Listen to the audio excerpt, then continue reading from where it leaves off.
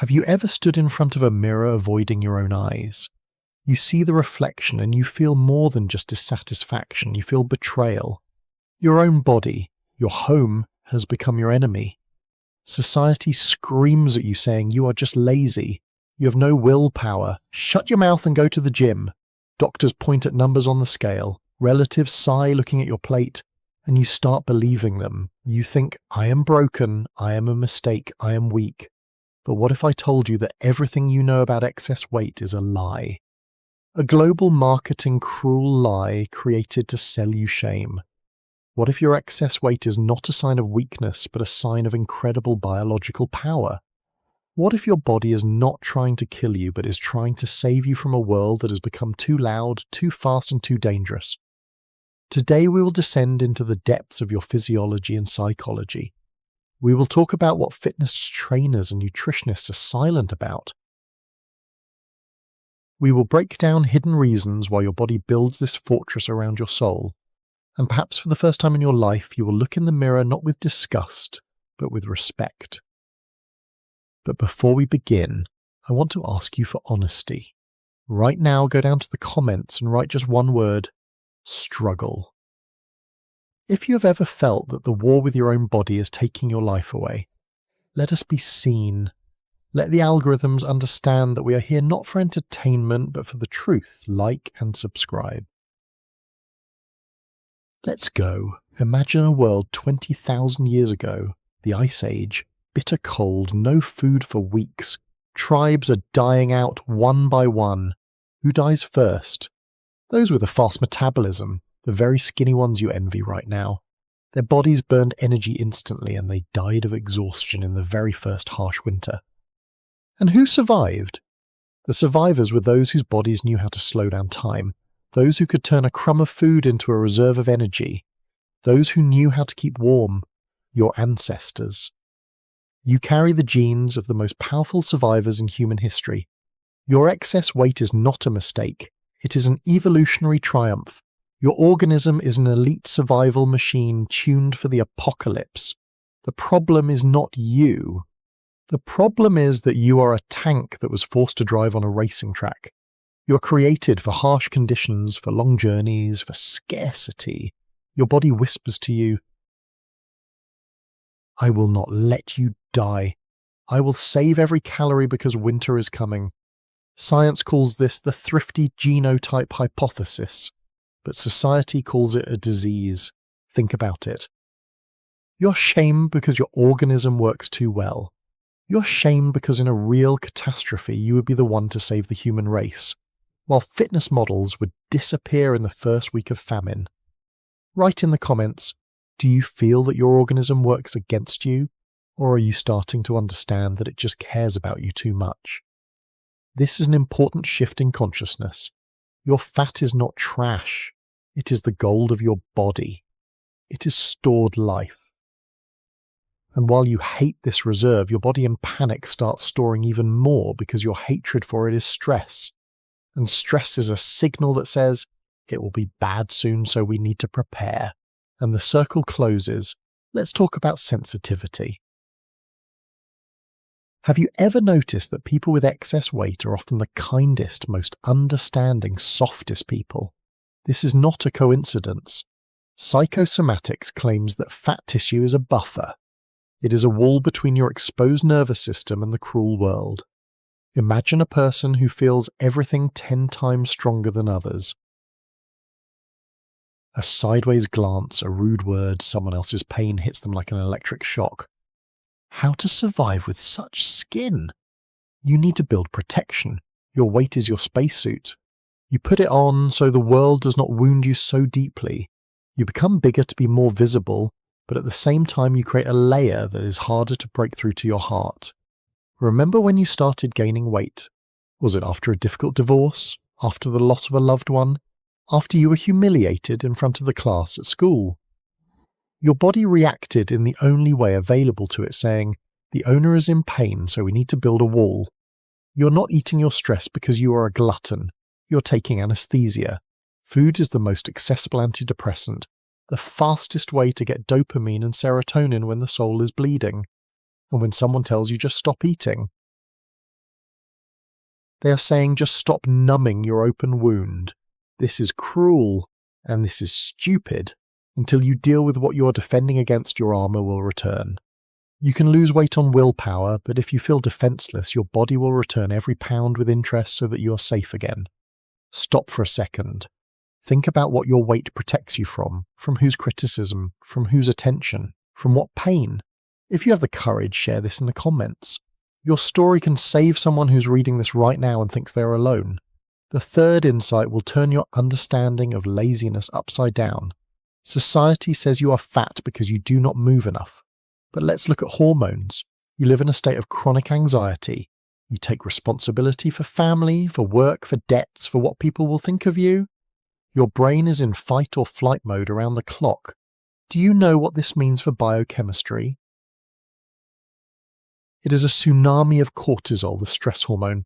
And what does cortisol do? It screams to the cells saying, lock the doors. Do not give away fat. We need energy for war. High cortisol literally blocks the body's ability to burn fat. You can eat a lettuce leaf and run in the morning, but if there is a war inside you, the body will not give up a single gram. Moreover, cortisol destroys muscles and forces fat accumulation specifically in the abdominal area where vital organs are located. This is strategic protection.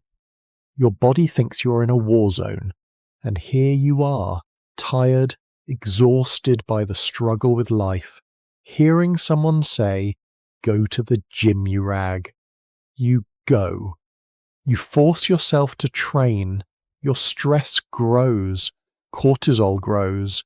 The weight stands still or grows. You fall into despair. This is not laziness. This is a metabolic dead end created by hyper-responsibility. People with excess weight often carry an unbearable burden. They are atlases holding the sky for others, forgetting about themselves, and their bodies become massive to withstand this load.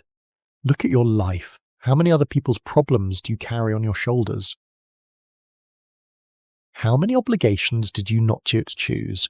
Your weight is the physical manifestation of the load you carry mentally. Does this sound familiar? If you feel like you are carrying the whole world like this video, let's see how many of us atlases are tired. And now let's look deeper into the philosophy of your subconscious. We live in the era of plastic. Plastic food, plastic relationships, plastic faces on Instagram. The world demands you to be a perfect mannequin. Smooth, standard, convenient. But there are people whose souls do not accept this falsehood. People with a deep internal structure.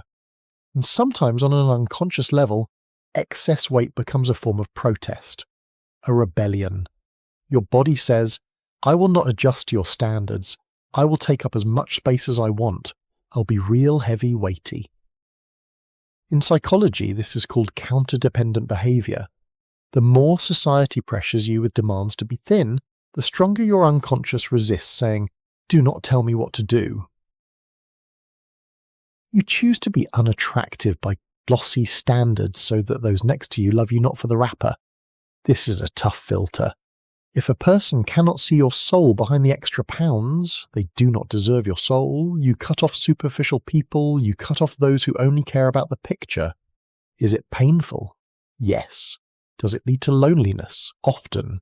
But it guarantees the quality of connections. If you are loved in such a body, it means you are loved for real. Your weight is a test of the world for authenticity.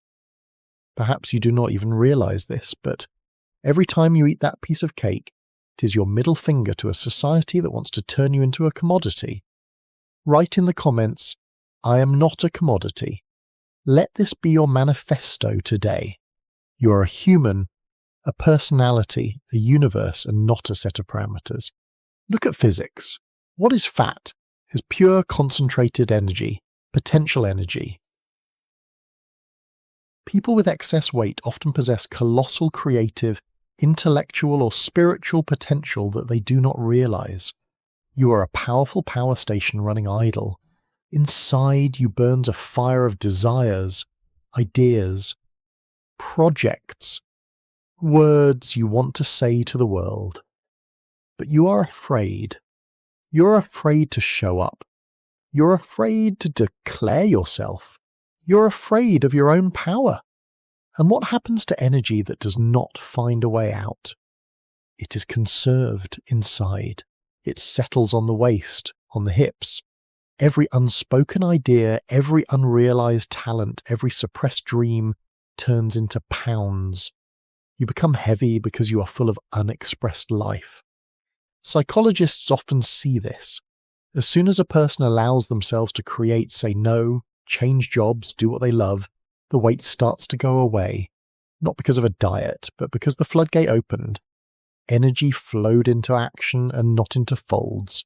You are not fat, you are overflowing. You are overflowing with what you should have given to the world, but kept for yourself out of fear. Ask yourself a question. What am I carrying inside? What book did I not write? What business did I not open?